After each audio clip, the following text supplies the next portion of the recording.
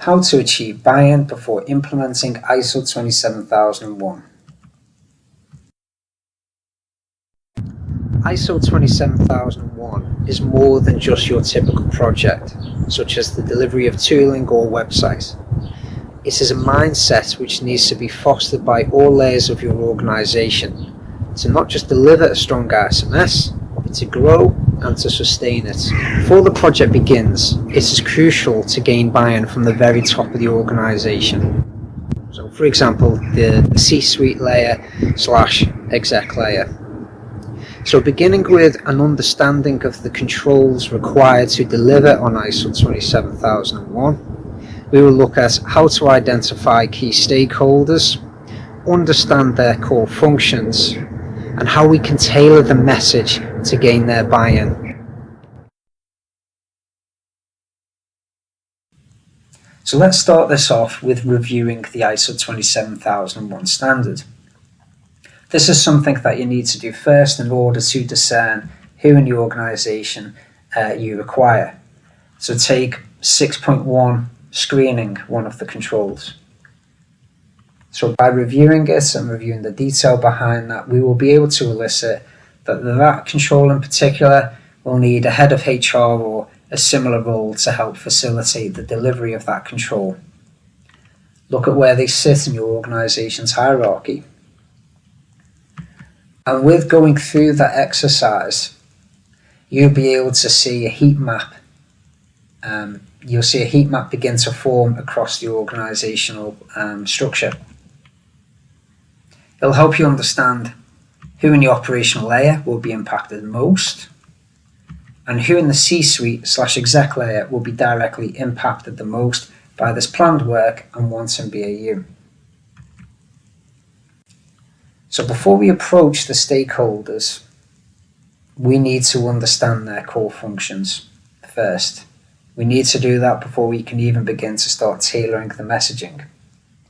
So let's focus on the C-suite for the moment. So this is your typical C-suite. There may be some other roles in here which I haven't included, but just for this presentation, this is the set of roles which I've gone with. Beginning with the CTO, the Chief Technology Officer, I've emboldened some of the key parts of the functions which we can speak to when we get round to doing the messaging. Technical aspects of company strategy. CFO, Chief Financial Officer, identify ways to reduce costs. CSO, optimize service technology, customer retention, revenue growth. CCO, Chief Commercial Officer, sales and marketing strategies, achieve corporate revenue objectives. And last but not least, the CEO, who will have an overarching view of all of those functions combined. So now that we know that, we can start thinking about the messaging and how this can be tailored to the stakeholders based on their core organisational functions. What are the key benefits and how this can help them achieve their goals. We'll also need to, using the heat map before, consider the resource. Think about which of the key stakeholders' resource you'll need to implement ISO 27001 with, when this will be, how much time and effort will be required, and how that will look once in BAU. Something which is often forgotten, and that's very, very important. Also, think about the bigger picture. Think about your upcoming and in-flight projects, which you may not have direct involvement with, but some of these stakeholders most certainly will. Cyber Essentials, for example. It could be GDPR legislation.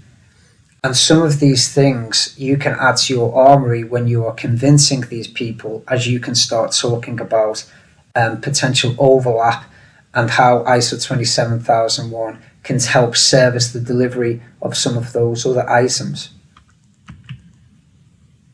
So taking a look at the benefits, these are by no means an exhaustive list of benefits of ISO 27001. It's just an example. And then you've got a map to the right, which gives you a bit of an insight in which of these, in particular, which the respective roles will have an interest in. Now, of course, this level will have an interest in all of them because they'll be thinking about the overarching company objectives. However, for this one, we've whittled it down a little bit more to items which will really pique the interest of some of these roles. So, for example, if we look at the Chief Commercial Officer, they'll be really interested in knowing about it being a powerful sales tool, where the CTO and others may not necessarily think like that. So if we focus on the CTO, for example, they've got ticks against reduce risk of data breaches, help organisation avoid more frequent customer audits, increase staff bandwidth, improve security posture in following an industry standard. So let's see how that looks as we continue through this presentation.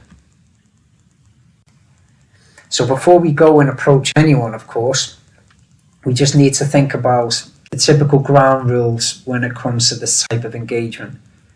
Don't try and achieve buy-in in a group call or meeting setting. It's a recipe disaster. You'll have different people with different wants and needs, leading to more voices being heard than others, which I'm sure you've all seen or been privy to. And of course, this means that the message then can become disjointed as you're trying to address multiple needs in the same meeting, and that just leads to a bit of a mix-up in communication, and then unfortunately you can end up losing the interest before things have even really truly got started. So by that token, set up one-to-one conversations first.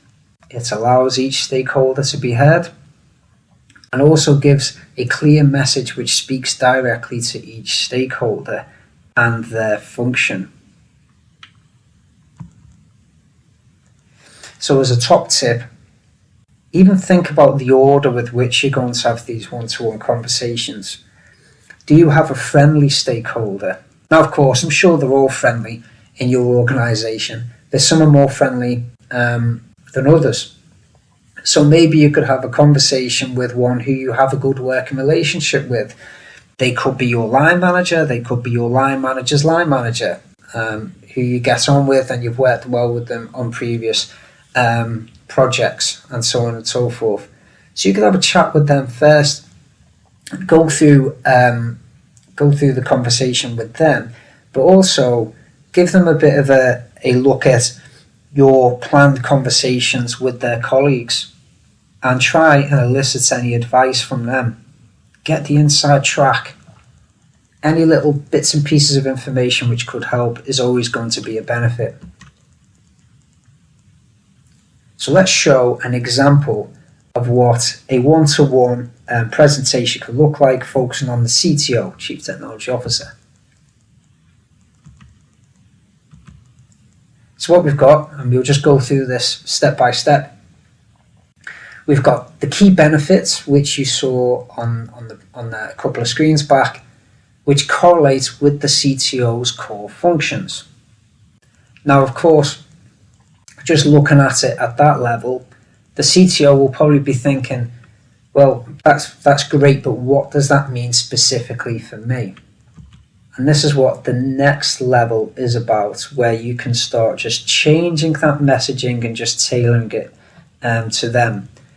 And you'll notice that what I've done here is spoken more about protecting their bandwidth, which will enable them to make sure that they are achieving their goals, which will, their technological goals. So, for example, at the first one, helps protect your resource from being seconded from their primary objectives as laid out in your roadmap to making urgent fixes. As you can imagine, during a data breach, that's what will happen. It will be all hands to the pump, which could have been avoided. So you carry on down that track for the second, the third, and the fourth one.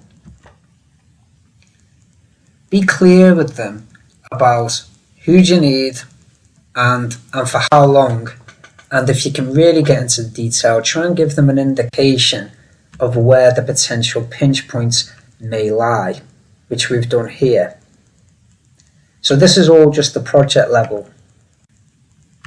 So then we've done a slide for the BAU, what does it look like from a business as usual perspective?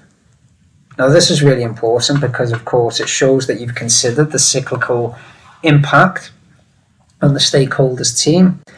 This will allow them to think about any other works which they've got in BAU where they need to slot this in.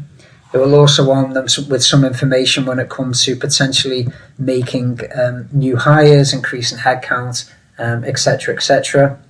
You can also speak about how this can align with other compliance activities which you've got here, such as Cyber Essentials.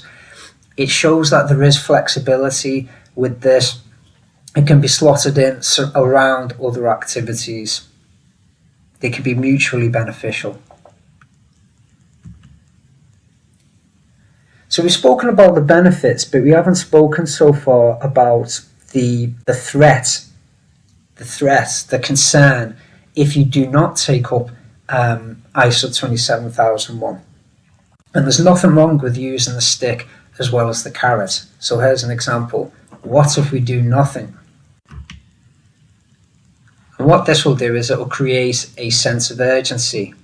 Notice as well we've made references to some reputable sources such as IFA magazine and .gov.uk, together with some links as well for the CTO to go look for that. And then that moves away from a take my word for it message. It gives it some added credence to what you're talking about. So what's next? Gaining buy-in from the OMT, so that's operational management team, senior leadership level, and organisation as a whole. So now that you've given the time to have an individual conversation with the respective members at EMT C-suite level, you can bring them together as a whole team to discuss the next steps. How do we trickle this down now, this communication, to making sure that we get the buy-in of the OMT/senior leadership layer? Again, you're repeating the same type of approach as what you did for the EMT, but you've already done all of that hard work previously, so theoretically this should be a little bit easier. Have the separate calls, but group them by the EMT member / C-suite member with which those members are affiliated to. So, for example, your head of IT, director of engineering or whatever, bring them in together, and if you can, bring the CTO in with you as well, because you've already got them bought in. And then cap this off with a company presentation, bringing all key outcomes, benefits, messaging, all of that hard work you've done together, bring it all in, including a clear plan, demonstrate to the company why we are adopting ISO 27001 and what we need from everyone to help achieve that accreditation and maintain a strong ISMS. So you start from the top, you work your way down, and then you bring it out. So in summary, understand the controls, who will be needed, who will be affected at executive level. Understand the key functions of the stakeholders you'll be approaching. This will help you know which benefits of ISO 27001 will motivate them. Provide a clearest possible view on time effort required, not just in the project phase, but in BAU. Do not approach a group of stakeholders in one sitting. Speak with them one-to-one first, tailoring the message to speak to their wants and needs required to serve their function. And if possible, this is a great one, approach a friendly stakeholder first to get the inside track on how to approach other stakeholders. Do not just talk about benefits, talk about the potential consequences if ISO 27001 is not adopted. And once bought in, use your new ally at exec/C-suite level to accompany you to the call or meeting with their staff at the OMT senior leadership level. So that's it. That's a little insight how to gain buy-in for delivering ISO 27001. If you have any questions, please do not hesitate to get in touch and we'd be delighted to have a chat with you. Enjoy your day.